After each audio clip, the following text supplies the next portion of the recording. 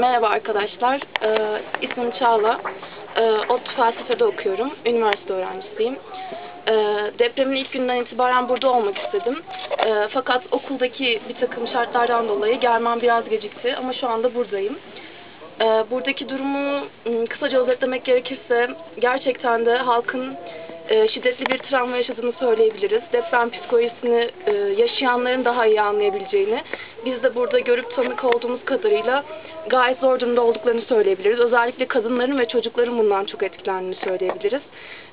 Öncelikle şunu söylemek istiyorum. Burada gerçekten de gönüllü anlamda çalışacak kişilere çok ihtiyaç var.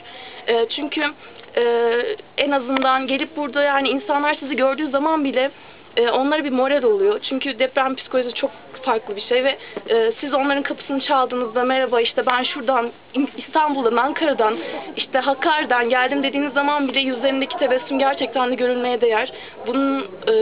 Buna çok ihtiyaçları var. Onun dışında uzmanlara da ihtiyacınız var. Özellikle kadınlar ve çocuklar için psikolojik destek verebilecek psikologlara, psikolojik danışmanlara ihtiyacınız var.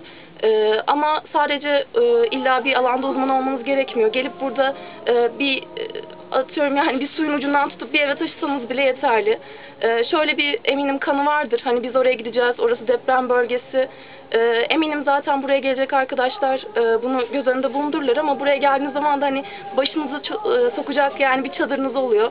Bundan şüpheniz olmasın. Yeter ki vicdanlarımızı birazcık da olsa rahatlatmak için, buradaki insanlara az da olsa bir destek olabilmek için burada olalım.